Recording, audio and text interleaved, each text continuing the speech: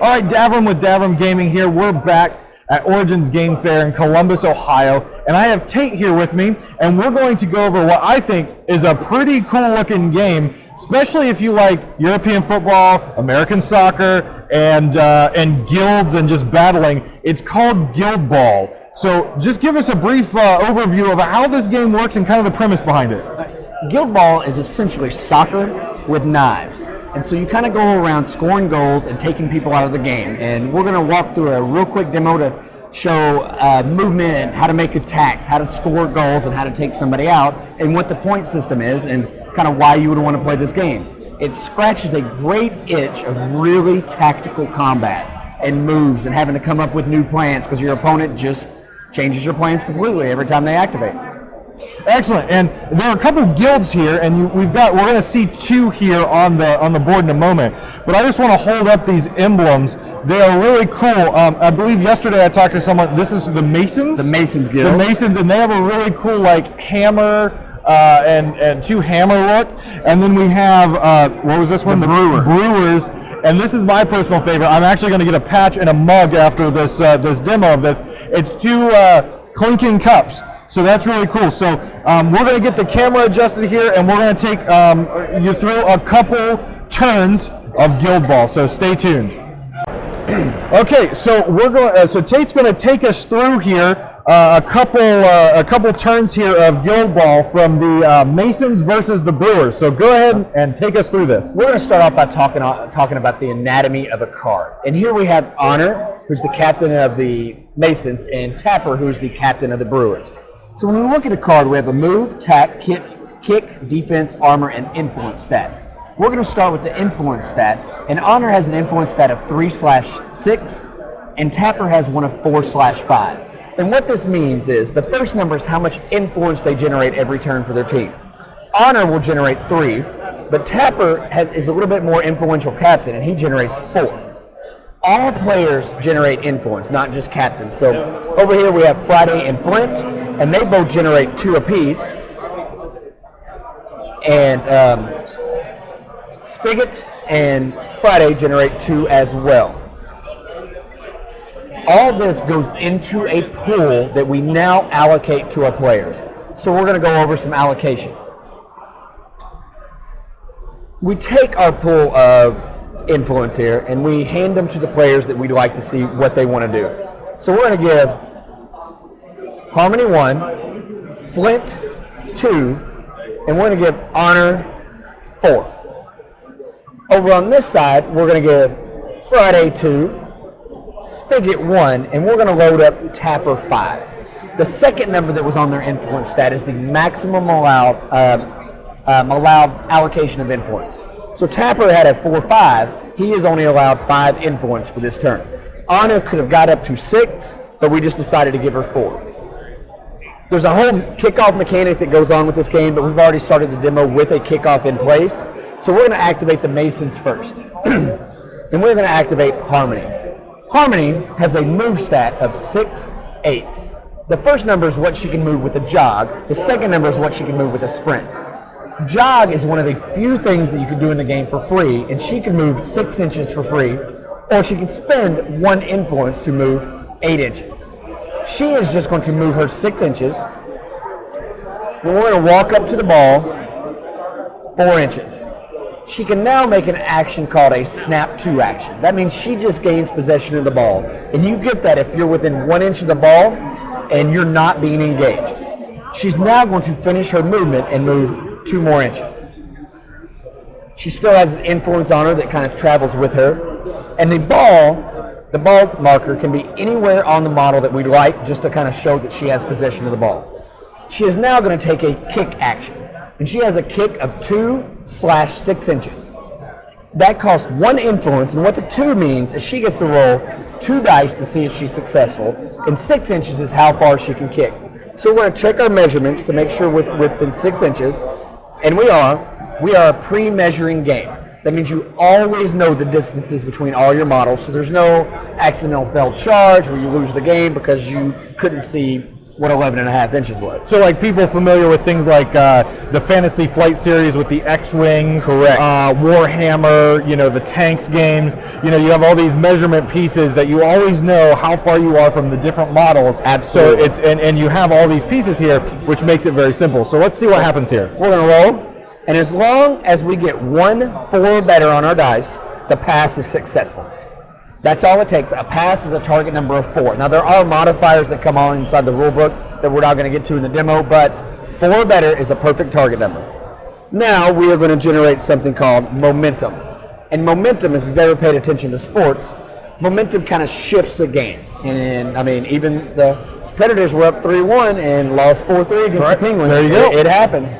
Momentum is a second type of premium currency that we use in the game. You can spend momentum to bend, maybe sometimes even break the rules. So Harmony has activated. The Masons are done with their activation for this time. It bounces to the Brewers. So we don't activate our whole army. We bounce back and forth in between. Okay, so each player gets to take their turn individually. Correct. Okay. So Friday here is going to activate, and she's going to spend 2 to charge.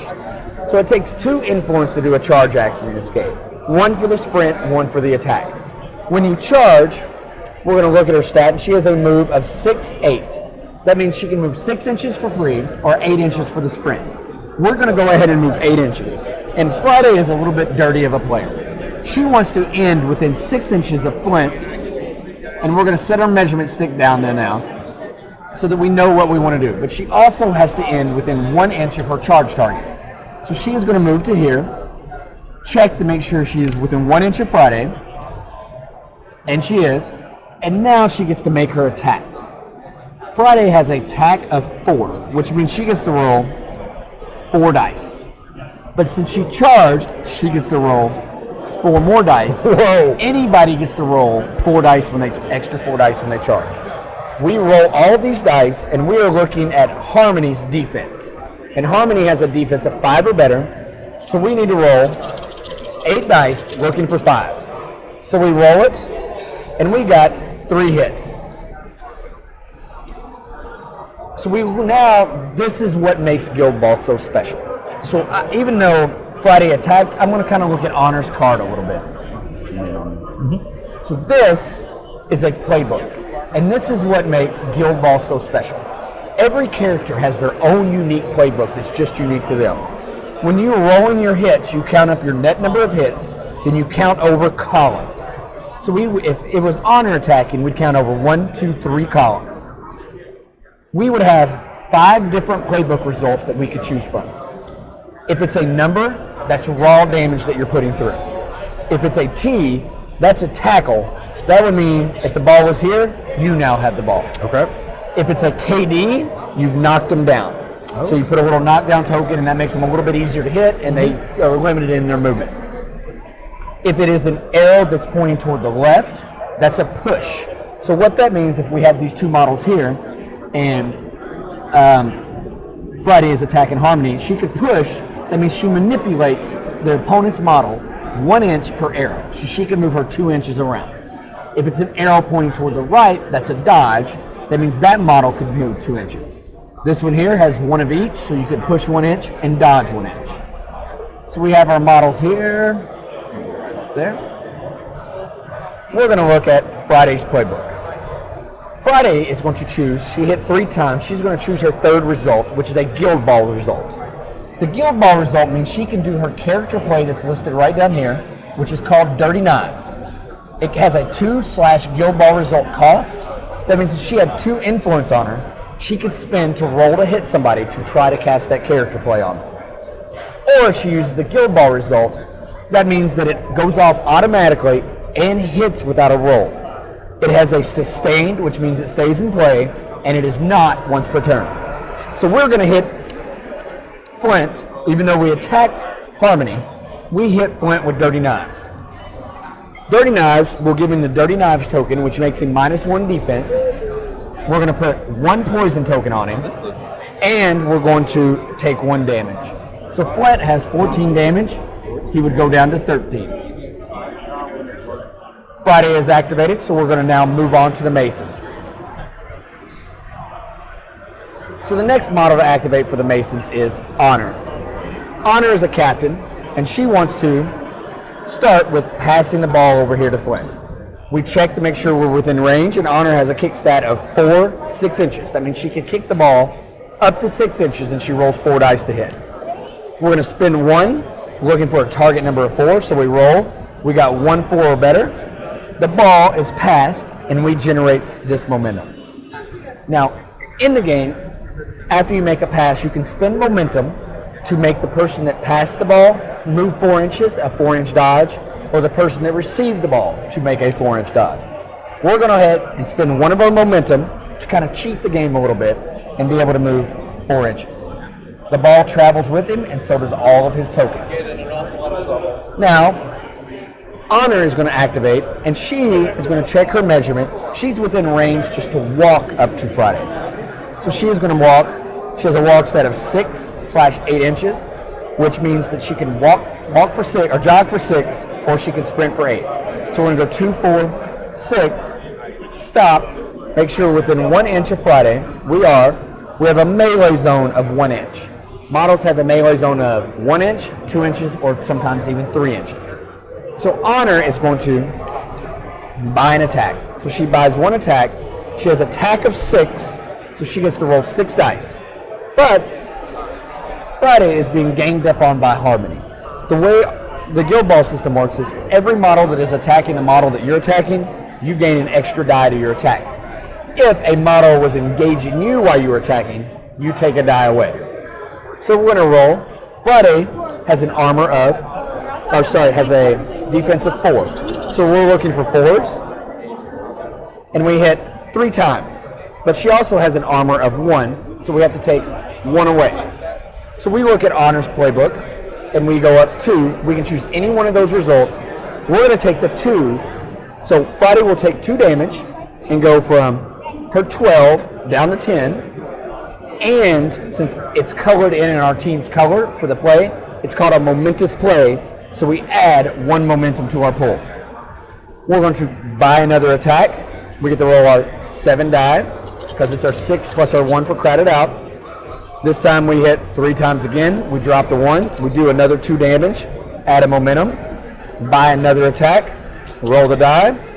This time we hit a little bit better. We have 4, but we're still going to take that 2 damage. Even though we could do 3 damage, it's not momentous. We want the momentum to use later in our turn. Mm-hmm. So Honor is now activated. We're going to go over here to Spigot. Spigot's going to activate, and he's going to use a character play called Tooled Up. It's got a cost of 1. So we go over, check, see if we're in 4 inches, and we're just out. So Spigot's going to move up a little bit to get within the 4 inches. Spin 1, and our character play Tooled Up has a range of 4 inches and cost 1. So we can cast it from our character over here and use our character play at the cost of 1 influence. That gives Tapper Tooled Up, which is going to let him hit a little harder when he activates. Now, we're going to go through a scoring run. Flint is going to activate, and he is going to sprint, and he has a sprint move of 8 inches. So Flint is going to activate and sprint 8 inches. He also has a kick stat of 8 inches. So Flint has now moved up into range to be able to shoot a goal.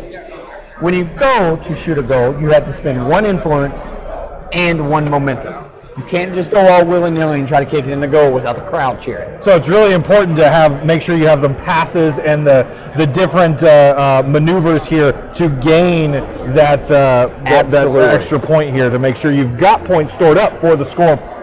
And that also helps out that if you activate first and you have the ball near the goal, the opponent doesn't just get scored on. You have to generate some momentum before you can score. Right.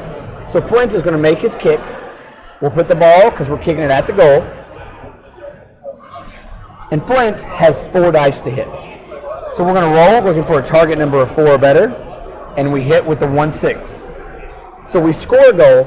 We generate a momentum from that goal because the crowd's going wild. Going nuts. And now we have to get the ball back into play. It bounces back to the Brewers' turn. Well, he's looking around, so he's going to put the ball back into play over here. He has about 10 inches to put the ball in, and that's kind of like the Brewers' crowd coming up and just kicking the ball into play. Sure. So they're not professional Guildball players. This kick is now going to scatter. So we roll a direction, and we're going to go 6, 3 inches. So the ball is going to land right about there. So it landed a little bit in the area that I wanted to. So now it's the brewer's turn to activate. Tapper is going to spend 2 to charge, and he's going to come up and charge Flint. Now there are counterattacks, defensive stances in this game, and he wants to make sure he can't be counterattacked because he has a 2-inch reach compared to Flint's 1-inch reach. We're going to roll. Tapper rolls 6 dice, but he rolls an extra 4 because of the charge. Now Flint has a special ability called Charmed Mail. Anytime a male attacks him, he gets +1 defense. It's just a little too pretty for the males to be hit. Ah, okay. Now, he's also been dirty knived, so that's -1 defense. So we go up to 4, back down to 3. So Tapper is looking for 3s or better. A lot of them. So we pull out all of our 3s, and we hit a total of 8 times. So Flint has 1 armor, so we take 1 of those net hits away from the armor. Now Tapper only has a playbook of 5 long. So that means the first 5 hits, we can choose any play on his playbook. Then we count 2 more up, and now we can choose another play from his playbook, and they happen simultaneous. We call this a wrap. So the first play we're going to choose is the momentous 3 damage. The Brewers generate a momentum. Flint would take 3 damage and go from his 13 to his 10, but we're tooled up, so we now drop to a 9 because we do 1 damage every time we do damage on our playbook. Okay. We're also going to knock Flint down with our second playbook result. Because we roll 2 higher, we can go up 2 more, and that's a momentous knockdown. So we add the momentum. Now we have 2 momentum. He does not take any damage off of that play because we did not do the +1. Because you have to do damage to get the damage. He's going to buy another attack. This time he only rolls 6 dice, but he's looking for 2s because we're now another defense down for being knocked down. And there's no charge bonus because we're already there. Correct. So we roll 6 hits. We drop 1. We're going to do another momentous 3, which turns into a 4 because of tooled up. So we go from 9 to 5. We gain that momentum. So we add a momentum to our pool. Buy another attack. We roll our 6 die. Again, 5 net hits. We're going to do 4 more damage. Add another momentum, and Flint is down to 1. Buy another attack. Roll our 6. We only do 4 this time, but that's still enough to do a momentous 3, so we gain a momentum. Flint is now off the pitch. Everything that was on him goes with him. And we gain a momentum for taking somebody out. So since everybody has activated on both sides, we now go to the maintenance phase. During the maintenance phase, you roll off to see who goes first, but you compare your momentum and add your momentum to your roll. So we roll for both. We got a 3 and a 1, but that 1 we have 6, so that's a 7. So 4 plus 3 is a 7, so we re-roll. Now we got a 1 and a 3, so the Brewers are going to win. The Brewers are going to elect to go first, but now all momentum wipes. And whoever goes second generates a free momentum at the start of the turn just to help out with that bias. Now Flint, who was knocked off the pitch, can come back onto the side, make a jog, but he comes in at a limited number of health. He only comes in at half his health at 7. Okay. So even though players are knocked off the pitch, they can still come back in. The Brewers have generated 2 victory points because they had a takeout. The Masons have generated 4 because they had a goal, and you play to 12. Okay. So whoever gets to 12 first. Most games are not played 3-on-3. We normally play 6-on-6, so you have a captain, a mascot, and 4 players. Guildball does not have a point cost on players, so any player that works for your guild, you are allowed to put on the pitch as one of your 6. Okay. So that is essentially Guildball. It's got a lot more tactics that go around to it that's described in the rule book. We give away all of our rules for free online. Excellent. All the templates are free online, and you can get your minis free online as long as you like to play with paper dolls. Gotcha. And what is the website that people can check this out You at? can go to guildball.com or steamforge.com. Gotcha. And I wanted to show off some of the other ones here. You can kind of see them on the side, but these are the other characters here.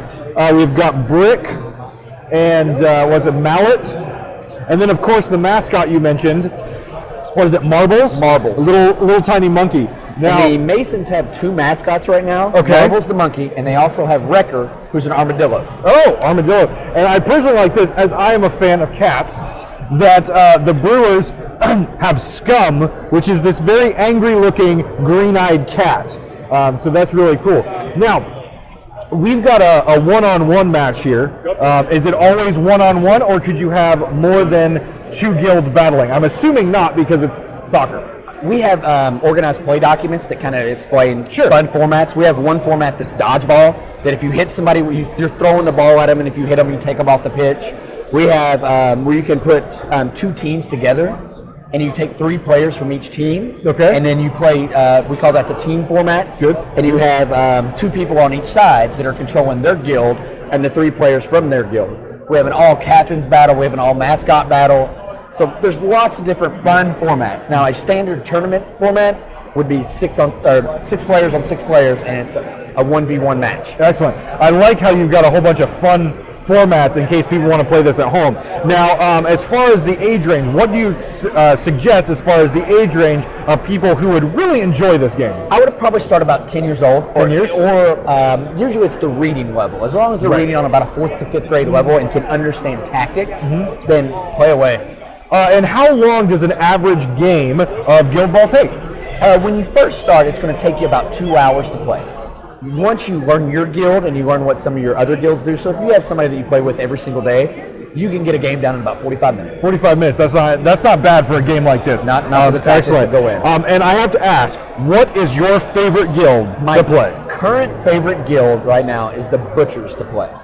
Butchers. In Guildball, I'm a very aggressive player, and the Butchers fit my playstyle. They're just aggressive. They're an axe-to-face kind of guild. Gotcha. They've got some scoring that they can do, but they really like to do that damage. Gotcha. Now, we've seen the Masons, the Brewers, you mentioned the Butchers. What are the other guilds that people could look forward to playing? We have the Alchemists, who kind of control the pitch with AoEs. They're dropping clouds, they're poisoning people, burning, they play a condition game. We have the Brewers, which we talked about, the Butchers, which we talked about. We also have the Engineers, which have more of a ranged game. They like to take the ball from me from range. They use a lot of mechanica, so all their stuff kind of comes back to life. Right after you take them out, they bounce away a little bit and stand right back up. So there are lots of robots that they have built. We move on to the Fishermen, which are a goal-scoring, very fast team. They're just like fish. They're slippery. They like to move around. And their playbooks, they don't generate any momentum from damage. They generate it from dodges and pushes. That's what their crowd likes to see. Then we move on to the Hunters. The Hunters are your ultimate guerrilla warfare team. They come in and hit, then they run away, then they come back in and hit, and they move around, and they can jump between forests in the game. Then we move on to the Masons, which we talked about, which is an all-around team. The Morticians like to dictate what their opponent's going to do. They take their influence away and give it to their own people. They take your momentum away, and we call them the Spooks. Then we move on to the Union, and the Union is a great all-around team, and some of the Union players that you pick up work for other teams. So you can run the Masons with a couple Union players in them.